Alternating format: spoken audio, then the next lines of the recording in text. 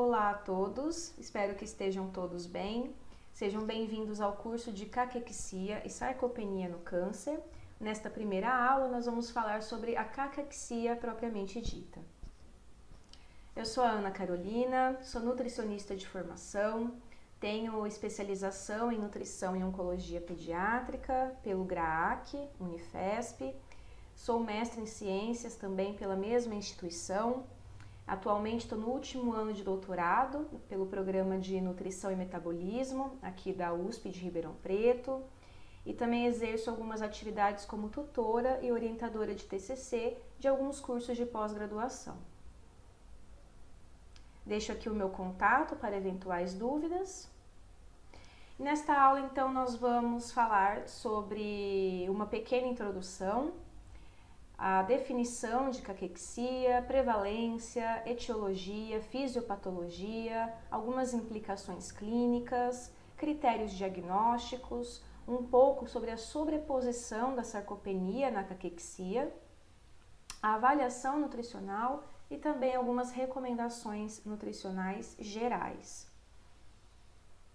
Então, para dar início à nossa aula, eu trouxe aqui este gráfico que nos mostra a prevalência de pacientes desnutridos. Aqui é de um estudo que foi publicado na França, bem interessante, que utilizou um N grande de pacientes, considerando os vários tipos de tumores. E aqui nós já podemos observar a alta prevalência de desnutrição em tumores específicos do trato gastrointestinal. Então, por exemplo, o pâncreas, uma prevalência bem alta de desnutrição, estômago, esôfago, o câncer de cabeça e pescoço também tem uma alta prevalência, câncer de pulmão, E eles se basearam para esse diagnóstico de desnutrição no IMC, no índice de massa corporal, e também na perda de peso, na porcentagem de perda de peso em 6 meses do diagnóstico.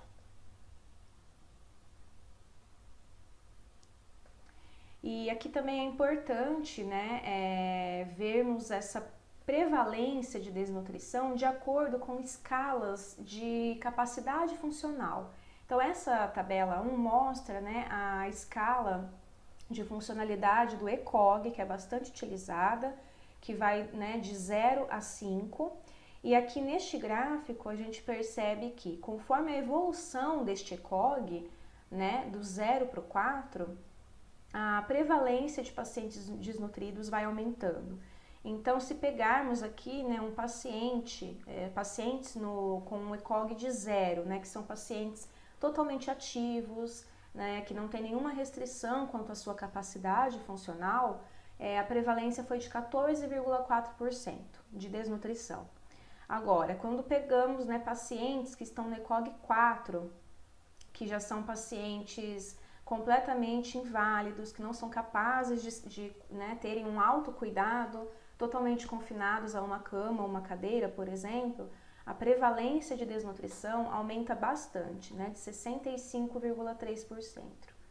Então, é importante conhecermos essas escalas de capacidade funcional, porque isso com certeza vai impactar no estado nutricional do paciente e também na nossa terapia nutricional.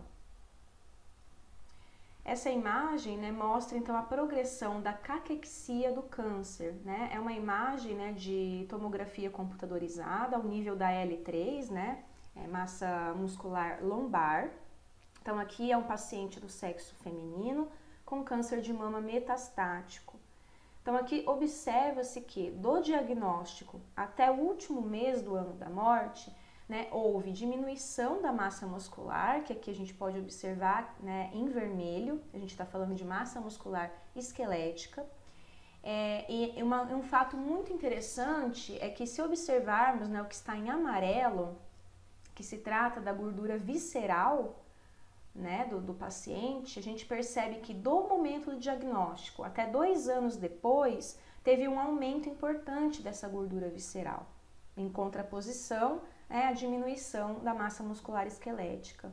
Já no último mês, que é referente ao ano da morte, a gente já observa uma depressão bem importante, tanto da massa muscular quanto da gordura visceral e também da gordura subcutânea que está em azul.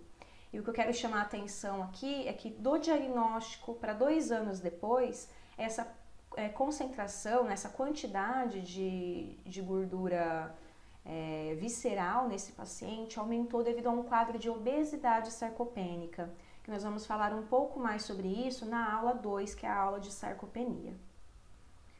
E o que vem sendo bastante recorrente, né? Os pacientes muitas vezes chegam no serviço de nutrição já desta maneira, né? Pacientes já bastante depletados, né? Podendo até ser considerado uma caquexia refratária, né? Dependendo dos critérios diagnósticos. E isso está muito relacionado, né, com a deficiência da nutrição, do ensino da nutrição no currículo da escola médica, né? Então eu trouxe aqui 2 estudos que falam sobre este tema, né? E por que isso é relevante? Porque os médicos, eles precisam sim encaminhar esse paciente precocemente, né, para o profissional da nutrição. Considerando também que a nossa avaliação nutricional, ela precisa ser precoce para que de fato, né, o paciente não chegue neste quadro, né, não chegue nesse estágio de caquexia, que é uma caquexia grave, onde a nossa terapia já não vai mais ter efetividade. Então é muito importante que haja, né, esse encaminhamento médico quanto antes para a equipe da nutrição. E muitas vezes a gente vê um paciente naquele estado e enxerga uma desnutrição, né? Nossa, é um paciente gravemente desnutrido. Mas será que é só desnutrição? Né? Será que esse paciente não tem outras condições associadas à desnutrição?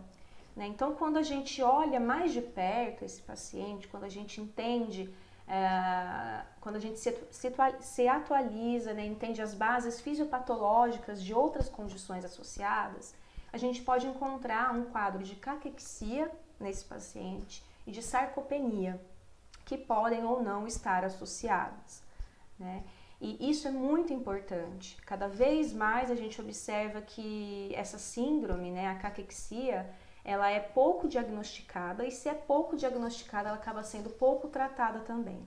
Então é muito importante ter esse olhar mais cauteloso, né, para que de fato a gente possa diferenciar essas condições que têm características diferentes, mas que podem se sobrepor em algumas características. Bom, então eu trouxe aqui alguns conceitos importantes, né, de anorexia, né, pensando no câncer, né, pré-caquexia, caquexia e sarcopenia. Então a anorexia, né, ela está relacionada à desnutrição, que está relacionada à doença, né, e aqui ela pode ser associada, né, com a ingestão alimentar comprometida devido a alterações do sistema nervoso central, né, de sinais do apetite, né, com sintomas resultados pelo câncer ou também pelo tratamento. E também limitações físicas, né, que acabam comprometendo a ingestão alimentar, como por exemplo, úlceras, obstrução do trato gastrointestinal, né? Então, é muito importante diferenciarmos essas condições. Na desnutrição, a gente também observa, né, a presença de citocinas pró-inflamatórias e fatores derivados do tumor. Agora, na pré-caquexia, né, pensando mais na caquexia e não tanto na pré-caquexia, né, com esse quadro de caquexia, a anorexia, essa condição que acabamos de falar dessas características, e a perda de peso, elas acabam sendo agravadas, né, por gatilhos catabólicos, né, que são as citocinas inflamatórias, que vão reduzir ainda mais a ingestão de nutrientes e também aumenta as necessidades metabólicas.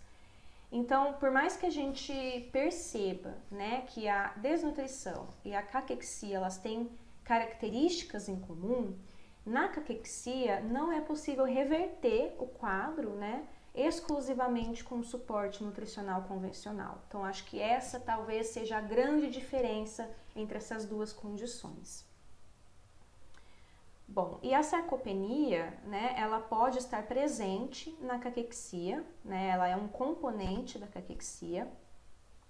E aqui a gente observa, né, reservas corporais depletadas, né, a gente pensa mais em massa muscular, né, massa magra, principalmente o músculo, né, que é perdido. E aqui neste caso pode estar relacionado mais à fadiga, baixa atividade física, entre outras situações, né? Mas é importante também, né, diferenciarmos quando é uma sarcopenia por questões, uma sarcopenia primária, né, que seria pelo processo natural do envelhecimento, e quando é uma sarcopenia relacionada à doença também, que no caso do câncer, ela pode sim estar presente, né, em conjunto com a caquexia. Falando então da definição da caquexia, né, do grego, kakos significa mal e exis significa condição, estado. Então, etimologicamente, caquexia significa um mau estado de saúde. Então, a definição de caquexia do câncer mais aceita nos dias de hoje é de um consenso internacional, né, intitulado Definition and Classification of Cancer Cachexia, an International Consensus. Então, é uma síndrome multifatorial em que a perda contínua de massa muscular esquelética, com ou sem perda de massa gorda, associada à inflamação sistêmica e alterações metabólicas, que não pode ser completamente revertida exclusivamente por meio do suporte nutricional convencional, e também leva à incapacidade funcional progressiva e aumento da morbidade. Então é um conceito bastante amplo, mas que deixa claro, né, já várias características importantes para se fazer esse diagnóstico. Então, né, por que síndrome multifatorial? Né? Isso se deve à complexa fisiopatologia da caquexia, né, por compreender múltiplos fatores e comprometer a função de vários tecidos e órgãos. Então, falando um pouco da prevalência da caquexia, é uma prevalência que pode variar bastante, né? A literatura nos mostra que essa prevalência ela varia de 12% a 85%. Né? E por que varia tanto? Né? Justamente devido às diferenças nos critérios diagnósticos utilizados para avaliar a caquexia, e também depende do tipo e da localização do tumor. Né? Alguns tumores podem sim ter uma maior probabilidade, né, de desenvolver a caquexia em relação a outros.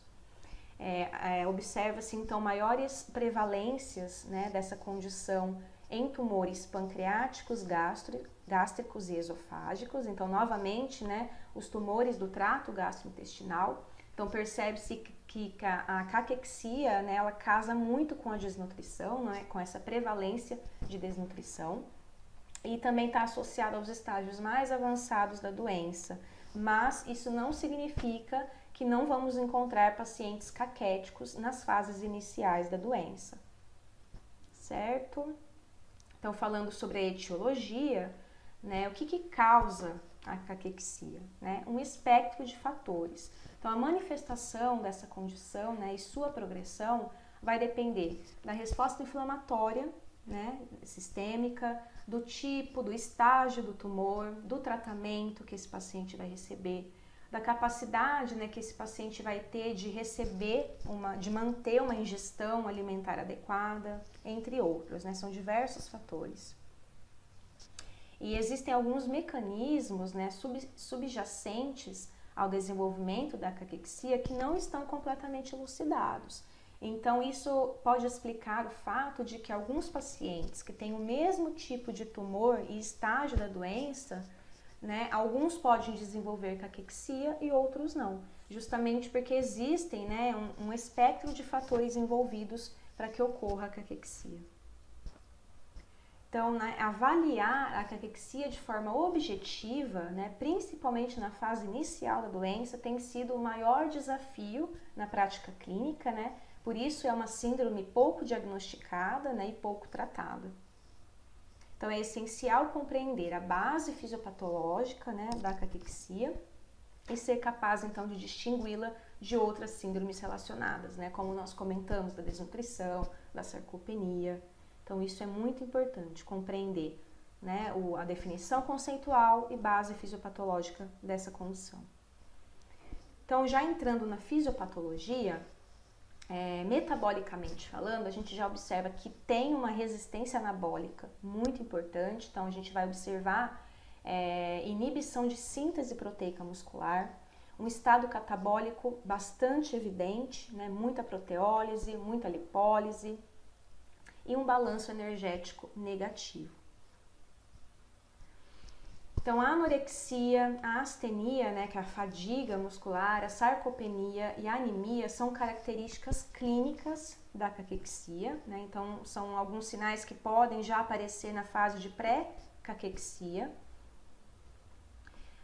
Há uma interação complexa, então, entre o organismo do hospedeiro e o tumor propriamente dito, né? Então, gera várias alterações metabólicas, imunológicas, neuroendócrinas, né? É associado a um balanço calórico-proteico negativo, né? Devido a uma redução da ingestão alimentar e o metabolismo anormal. Então, esse estado inflamatório sistêmico crônico, né, ele nos mostra um aumento da atividade de citocinas pró-inflamatórias, né, que as mais associadas ao câncer, né, tem sido a interleucina 1, a interleucina 6, interferon gama e TNF-alfa. Então, esse aumento da atividade dessas citocinas, né, faz aumentar a produção hepática de proteínas de fase aguda positiva, destaco aqui a PCR, né, que é bastante utilizada no câncer, e a diminuição das proteínas de fase aguda negativa, como por exemplo a albumina, né, que também é um indicador bastante utilizado.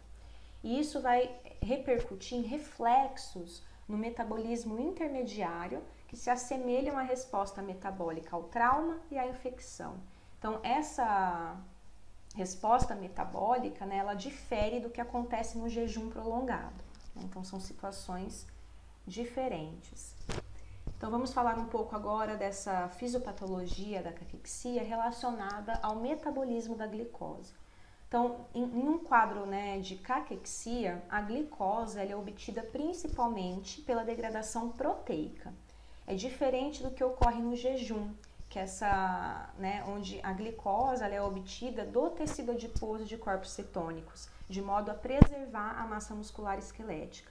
Então, eu trouxe essa figura que exemplifica o ciclo de Cori, que é muito importante, né, o entendimento desse ciclo, pensando no metabolismo da glicose em pacientes caquéticos. E o que é importante sabermos do ciclo de Cori, né, que em pacientes com doença já bem avançada, com perda de peso progressiva, né, essa atividade do ciclo ela aumenta de 2 a 3 vezes quando comparamos com um paciente que está em estágios mais iniciais da doença.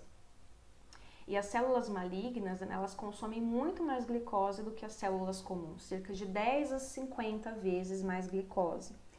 Então, espera-se que, com esse consumo aumentado de glicose pelo tumor, né, os níveis plasmáticos diminuem, mas isso não acontece, porque nas células malignas,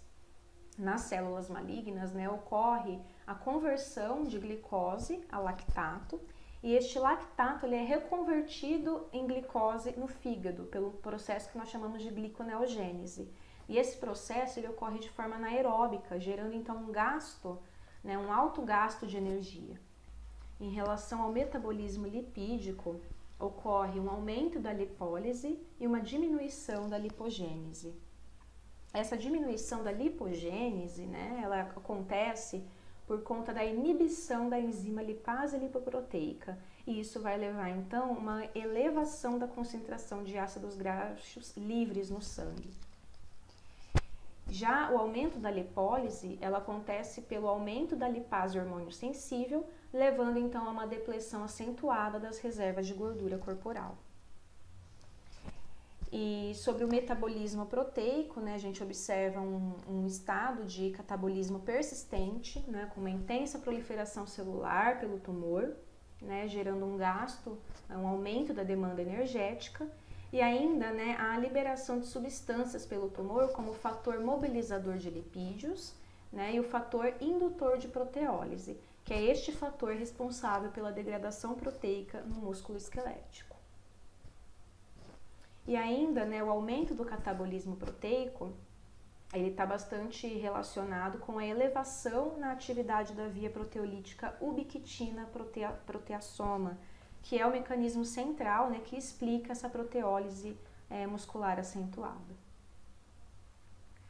Também temos, né, a anorexia presente na caquexia como uma de suas manifestações clínicas. Essa patogênese é bastante complexa e multifatorial.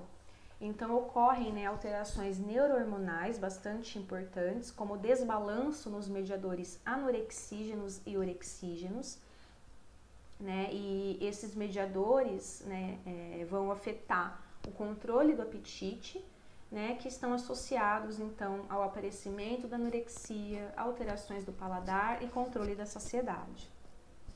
E ainda, né, alguns fatores secundários que estão relacionados ao próprio tumor ou ao tratamento, como obstruções, má absorção, intervenções cirúrgicas, toxicidade, né, do tratamento, disfagia, odinofagia, mucosite, náuseas, vômitos, xerostomia, diarreia, alterações quimiosensoriais, entre outras, né? São vários fatores secundários que podem também agravar o quadro de anorexia e de caquexia. Essa figura ela exemplifica muito bem a fisiopatologia da caquexia que nós acabamos de falar. Então aqui, né, interações, né, entre o tumor e o hospedeiro, interações importantes. Né, pensando no tumor propriamente dito, há os fatores derivados do tumor, então como um fator mobilizador de lipídios, que vai levar à lipólise, e o fator indutor de proteólise, que vai ocasionar a proteólise. Pensando no hospedeiro, né, aqueles fatores secundários que já comentamos, né, que podem ser decorrentes tanto da doença quanto do tratamento.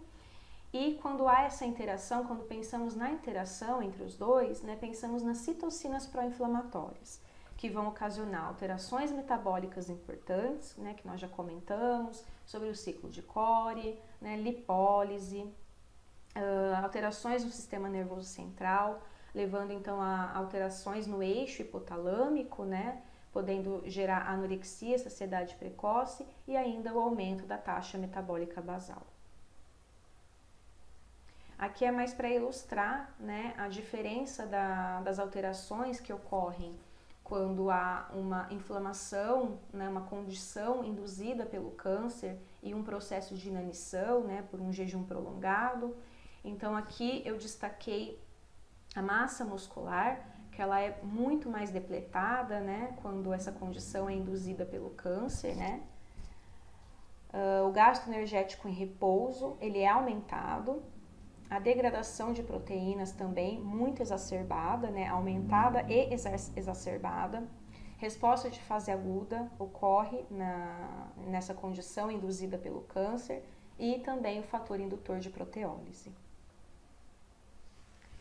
Aí essa outra figura, né, exemplifica, né, quais são os principais órgãos afetados durante a progressão da caquexia do câncer e como eles estimulam o crescimento do tumor. Então, o que é importante sabermos dessa figura? Que o tumor, né, e o sistema imunológico, eles vão secretar fatores que estão relacionados com a lipólise e com a proteólise. As citocinas inflamatórias, né, produzidas pelo tumor e pelo sistema imunológico, né, do hospedeiro, também vão levar a um quadro de anorexia e de resistência insulínica que indiretamente vão acarretar em perda de massa muscular. E também os tumores, né, do trato gastrointestinal e metástases ósseas podem ser responsáveis por produção, né, de endotoxemia e também do TGF-beta, né, respectivamente, e isso pode agravar o quadro de caquexia. Pensando nas citocinas propriamente ditas, né, eu trouxe essa tabela para vermos o papel de cada uma dessas citocinas na caquexia do câncer. Então aqui eu grifei, né, o que tem já na literatura de estudos relacionados a humanos, de estudos feitos, né, conduzidos com humanos. Então o TNF-alfa, por exemplo, vai promover a proteólise, né, do tecido e ativação da via do NF-κB. A interleucina 1 vai promover a anorexia. A interleucina 6, ela pode ser produzida diretamente pelo tumor, né, e levar ao desenvolvimento da caquexia e ainda aumentar o processo que nós conhecemos como browning, né, do tecido adiposo, que nós vamos falar mais sobre isso nos próximos slides. e o interferon gama também relacionado, né, com a perda de músculo quando em sinergia com o TNF-alfa. Essa figura mostra, né, o processo de sinalização molecular que está envolvida na perda de massa muscular durante a caquexia do câncer. Então, citocinas, o PIF, né, que é o fator indutor de proteólise, e a miostatina, elas vão atuar como sinalizadores intracelulares. Então, falando primeiramente, né, das citocinas e do PIF, eles vão ativar o NF-κB, né, e com isso ocorre também a ativação da FOX-proteína, e isso vai gerar um aumento na transcrição de proteínas como MRF1 e atrogina 1, levando então à degradação proteica. Já a miostatina, ela ocasiona também a degradação proteica pelo mesmo mecanismo, né, do PIF e das citocinas, mas ainda ela vai inibir a síntese proteica por meio da inibição da AKT, levando então a essa menor síntese proteica. Já o IGF-1, né, ele está inibido quando ocorre perda muscular, e isso vai acabar gerando a diminuição da síntese proteica também pelo mesmo mecanismo, né, de inibição da via AKT. Essa figura, né, da esquerda é sobre a capacidade de regeneração que está prejudicada na caquexia do câncer.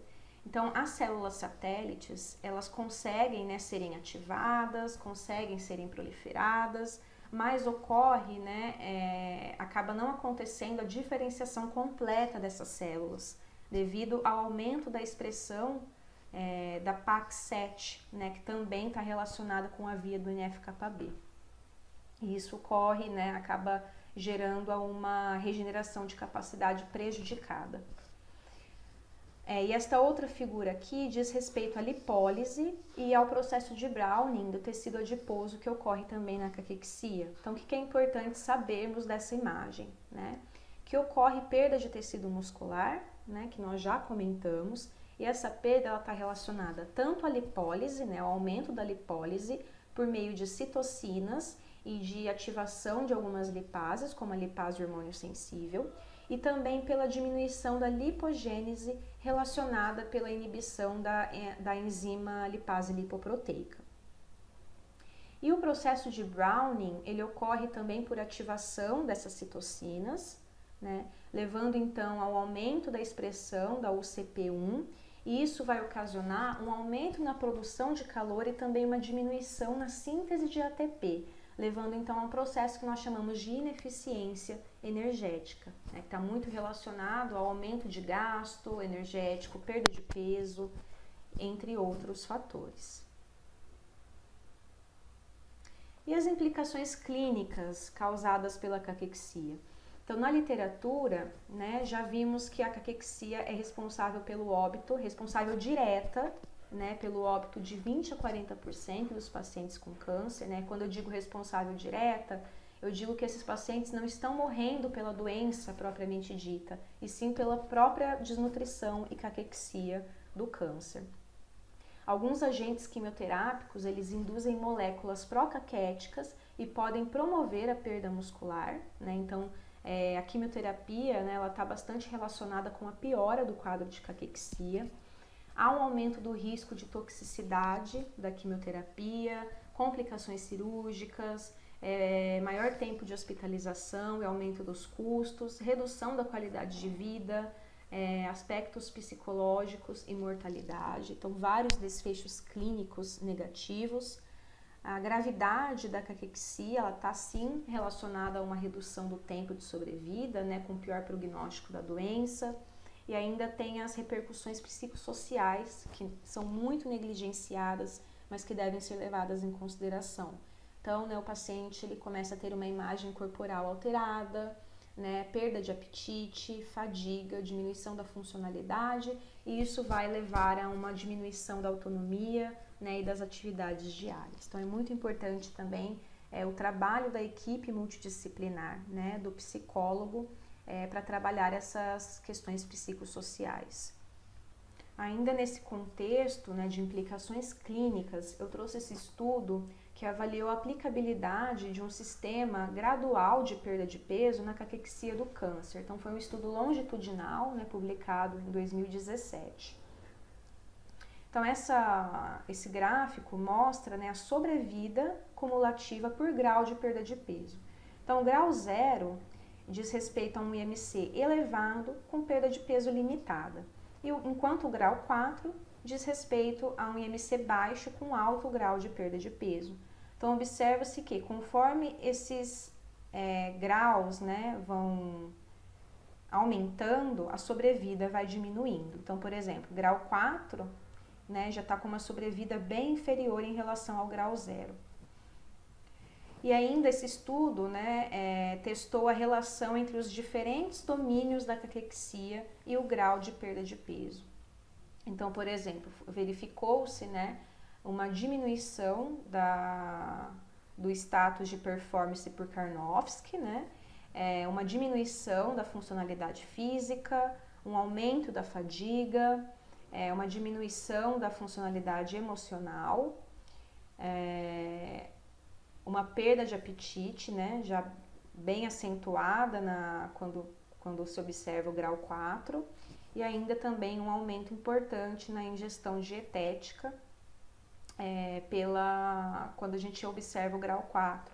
Sobre os critérios diagnósticos da caquexia, existem vários estudos, né, que foram feitos a fim de definirem esses critérios, mas o que é mais aceito, né, a abordagem mais aceita é o do Firon, de 2011, que ele inclui para esse diagnóstico alguns parâmetros e também estágios da caquexia. Então, nós vamos falar um pouco sobre esses estágios e esses parâmetros nos próximos slides. Então, eu trouxe aqui o consenso internacional, né, deste autor, do Firon, de 2011, mostrando então os estágios da caquexia. Bom, então os estágios são de pré-caquexia, caquexia e caquexia refratária. Na pré-caquexia, né, já se observa alguns sinais clínicos importantes, como anorexia e mudanças, alterações metabólicas, né, e uma perda de peso que não é considerada grave, e sim moderada. Já na caquexia, essa perda de peso, ela já é considerada grave, né? Uma perda de peso acima de 5% em 6 meses, ou um IMC menor que 20, com uma perda de peso maior que 2% em 6 meses, ou ainda a presença de sarcopenia com perda de peso maior que 2%. Então, existem essas 3 possibilidades de diagnóstico na caquexia. E ainda, né,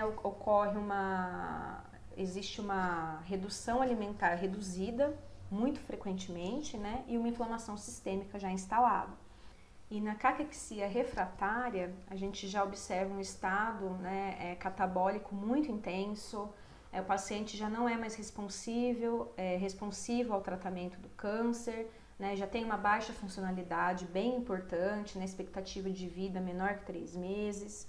Então, por que é importante esses estágios, né? Essa classificação, ela se deve devido às respectivas implicações terapêuticas. Então, definir esses estágios são importantes para, de fato, a gente é um rumo, né, para se conduzir a nossa terapia nutricional mesmo.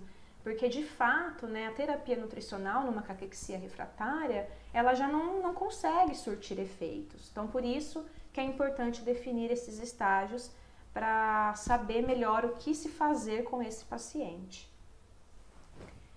Então, esta outra tabela, né, esse esquema, mostra como fazer a triagem, né, desse paciente, o diagnóstico propriamente dito, e como fazer o manejo, né, como fazer o gerenciamento após o diagnóstico.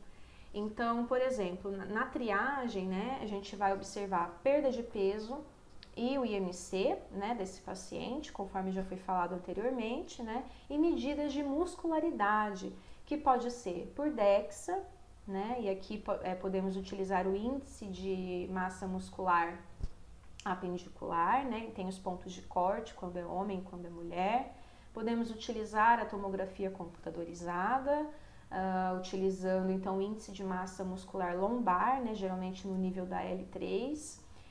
Podemos fazer estimativa pela análise de bioimpedância, né, com o índice de massa livre de gordura corporal, e ainda por antropometria, né, utilizando a área muscular do braço. E a partir disso, né, nós vamos fechar o diagnóstico, né, pensando naquelas questões já mencionadas no slide anterior, né, de pré-caquexia, caquexia e caquexia refratária. E após isso definir qual vai ser a melhor terapia para esse paciente. Então, no caso da pré-caquexia, né, é uma intervenção preventiva, né, onde a nossa terapia nutricional ela vai ser mais efetiva. No caso da caquexia, né, deve-se haver então a priorização de fatores que estão contribuindo, né, e que sejam reversíveis. Então aqui também a nossa terapia ela deve ser efetiva, mas lembrando que a terapia nutricional ela não é suficiente, né, para se reverter o quadro. E na caquexia refratária, né, como a expectativa de vida ela já está bastante reduzida, que nós devemos priorizar os cuidados paliativos, né, uma terapia mais de conforto e não visando a recuperação do estado nutricional desse paciente. Este quadro também diz respeito aos critérios e aos pontos de corte para aplicação clínica dos estágios da caquexia. Então, o que é bacana aqui, né? Pensando na pré-caquexia. Na pré-caquexia nós já temos, né, anormalidades bioquímicas importantes, então é importante observarmos como está a proteína C reativa, né, a PCR desse paciente, a contagem de células, né, de glóbulos brancos, albumina sérica, hemoglobina. Então são parâmetros que devem ser avaliados. Na fase de pré-caquexia também já temos uma redução da ingestão alimentar importante, né, que deve ser triada utilizando as ferramentas que nós já conhecemos. Também existe uma moderada perda de peso, né, que é quando tem uma perda de peso menor ou igual a 5% nos últimos 6 meses. Já na caquexia nós temos todos esses fatores já mencionados, mas ao invés de uma moderada perda de peso, já temos uma perda de peso significativa, né? Uma perda de peso grave, que é quando é maior que 5% em 6 meses. E na caquexia refratária, além de todos esses critérios, nós também temos uma diminuição importante da funcionalidade e das atividades diárias. E de acordo com a Braspen, né, tem uma diretriz de terapia nutricional no paciente com câncer, né? Essa diretriz ela foi publicada em 2019 e ela diz que o diagnóstico da caquexia do câncer, ela envolve então a avaliação da perda de peso, da ingestão alimentar, de mediadores inflamatórios, da massa muscular, né, principalmente quando tem uma sarcopenia secundária, junto a esse processo de caquexia, e ainda a função e o desempenho físico, principalmente nos pacientes idosos. Então é uma diretriz que condiz, né, com o que foi abordado por FIROM, o Consenso Internacional de FIROM. E aqui, né, vamos falar um pouco da sarcopenia com a caquexia, né? Lembrando que, como vimos no início da aula, são condições diferentes, mas que têm características que se sobrepõem. Então, essas duas condições, elas podem sim ocorrer de forma simultânea, principalmente quando a gente tem pacientes mais velhos, né, e oncológicos, pensando mais na caquexia. A etiologia da perda muscular, né, presente nessas duas condições, elas têm mecanismos distintos. Então, a maioria dos indivíduos caquéticos tem sarcopenia, só que a maioria dos indivíduos que são sarcopênicos não tem caquexia. Então, aqui a gente já pode meio que concluir que a sarcopenia é um componente da caquexia, mas a caquexia não é um componente da sarcopenia, ok? Então, o diagnóstico diferencial dessas duas condições se torna um desafio na prática clínica. Então aqui essa outra imagem mostra alguns links, né, e sobreposições entre essas condições, né, pensando mais na caquexia e na sarcopenia. Então vemos, quando analisamos essas duas condições de forma separadas, observamos aqui que na caquexia, novamente, né, não pode ser revertida pelo suporte nutricional, né, tem como fisiopatologia, né, uma lipólise intensa, né, e o processo de browning do tecido adiposo, má absorção, né, e uma resposta de fase aguda bastante importante. Já na sarcopenia, né, pensando nela propriamente dita, é mais associada com a idade. Mas quando fazemos a sobreposição dessas duas condições, né, observamos inflamação, weakness, né, fraqueza, uma fadiga bem importante, perda de músculo esquelético, disfunção mitocondrial, uma regeneração do músculo prejudicada, um balanço energético e proteico negativo. Então, são condições que podem se sobrepor, sim, principalmente quando a gente pensa na caquexia do câncer. Esta outra tabela mostra os parâmetros envolvidos na caquexia e na sarcopenia. E aqui já deixa bem claro qual seria a diferença, né, e a semelhança entre elas. Então, pensando na perda de peso, né, na caquexia, essa perda de peso ela acontece, tá? Independente do grau que acontece, mas ela acontece. Na sarcopenia, não necessariamente a gente vê essa perda de peso. Lembrando aqui que nós estamos pensando na sarcopenia propriamente dita, não em uma condição que envolva as duas. Porque se a gente pensar na caquexia do câncer e se esse paciente também tem uma sarcopenia, obviamente ele vai evoluir com perda de peso, porque ele tem a caquexia. Quando a gente pensa na sarcopenia propriamente dita, né, isolada da caquexia, a gente não vê essa perda de peso acontecer. Em relação a massa muscular, né, em ambas as condições estão diminuídas. Já a massa gorda, né, na caquexia, pode ocorrer sim uma diminuição, mas nem sempre isso acontece. Já na sarcopenia, ela pode aumentar, né, por isso que não acontece a perda de peso. Porque por mais que eu tenha diminuição da massa magra, a massa gorda ela pode aumentar nessa condição. A anorexia ela está presente também em ambas as condições, mas muito mais agravada na caquexia.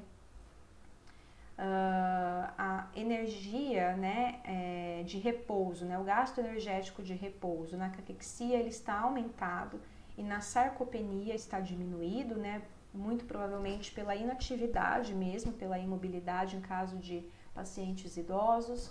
A inflamação sistêmica também está presente nas duas condições, só que muito mais exacerbada na caquexia, né? Na sarcopenia é uma inflamação de mais baixo grau. Doenças associadas, né? Na caquexia sempre tem, na sarcopenia nem sempre, né? Lembrando da sarcopenia primária, que é um processo natural do envelhecimento.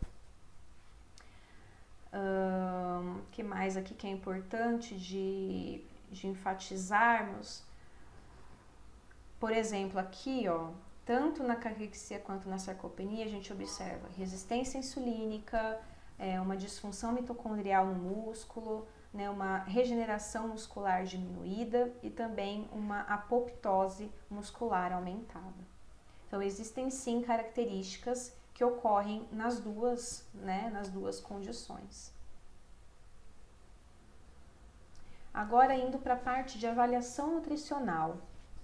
Né, é importante falarmos sobre as etapas dessa avaliação nutricional, né, desde a triagem, né, com ferramentas simples, até a parte de avaliação nutricional, que aqui já tem uma ampla variedade, né, de instrumentos a serem realizados, né, e ainda o manejo nutricional, né, o acompanhamento nutricional. Lembrando então, né, que essa avaliação ela deve acontecer de 24 a 48 horas da admissão hospitalar. Bom, aqui eu trouxe algumas ferramentas então de triagem de avaliação nutricional, né? Aqui eu já estou falando da avaliação nutricional no câncer, né, propriamente dito. Não estou me referindo à caquexia em si. Porque a avaliação nutricional ela acaba sendo a mesma, né? Ela utiliza dos mesmos instrumentos de triagem, dos mesmos instrumentos de avaliação nutricional. Então, pensando na triagem, né, eu trouxe aqui algumas ferramentas, né, como por exemplo a triagem de risco nutricional, o instrumento universal de triagem de desnutrição, a avaliação global subjetiva produzida pelo próprio paciente. Acabei destacando essa porque é a mais utilizada. Instrumento de triagem de desnutrição e mini avaliação nutricional. Isso vai depender muito do serviço, né?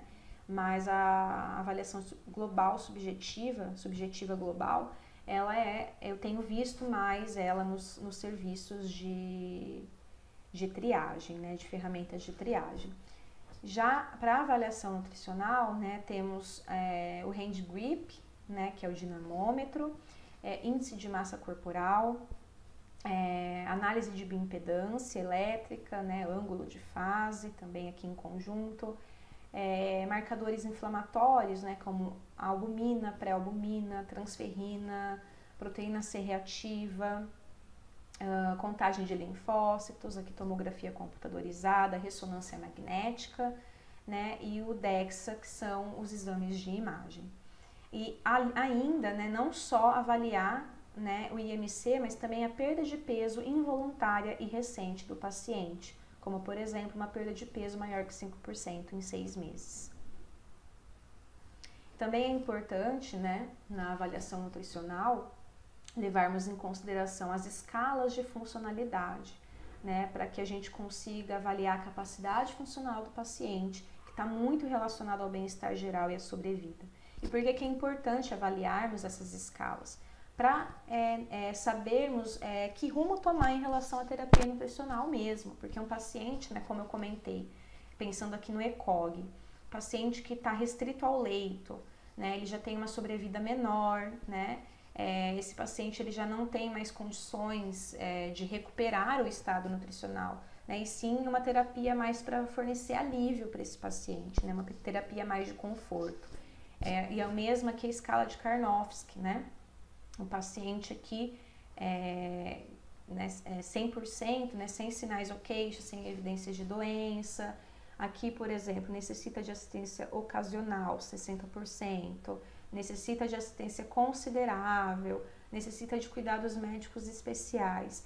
30% extremamente incapacitado, né? 20% muito doente, necessita de suporte. Então, conforme vai diminuindo essa porcentagem, né, nessa escala de Karnofsky, a gente vai conseguindo saber se de fato a nossa terapia nutricional vai ter como objetivo para esse paciente a recuperação do estado nutricional, né? Muitas vezes a gente só deve oferecer uma terapia de suporte mesmo, visando conforto, né, cuidados paliativos. E essa outra tabela diz respeito ao Glasgow Score, né, que é muito importante aqui, porque envolve marcadores bioquímicos como a proteína C reativa e a albumina. Então, por exemplo, aqui só para ilustrar, né, quando essa PCR ela tá maior que 1, aqui eu fiz outra conversão de medida, né, porque esse estudo ele é internacional e aqui no Brasil nós utilizamos miligrama por decilitro, então tem que tomar cuidado com essas medidas na hora de interpretar. Então, um PCR maior que 1, né, e uma albumina aqui menor que 3,5 gramas por decilitro, já acumula, né, 2 pontos e acaba dando uma sobrevida de aqui 3,9 meses, né, então já é um paciente bastante debilitado. Essa análise, né, essa avaliação de PCR aumentada e albumina diminuída, ela tem uma relação muito estreita com o estágio mais avançado da doença, né, a presença de caquexia, uma perda de peso significativa. E o Glasgow modificado, ele é muito útil para avaliar a gravidade do risco nutricional em pacientes com câncer avançado em cuidados paliativos. Só que deve-se tomar cuidado com esses marcadores, né? PCR e albumina são marcadores facilmente sensíveis a outras condições de estresse agudo. Então, tomar cuidado só para em que momento utilizar esse Glasgow, né? considerar, então, quando o paciente estiver mais estável, né, sem febre. Então, tudo isso são parâmetros que devem ser considerados. Essas foram, então, as referências utilizadas para a elaboração dessa aula. Encontro vocês, então, na aula 2 sobre sarcopenia do câncer. Obrigada!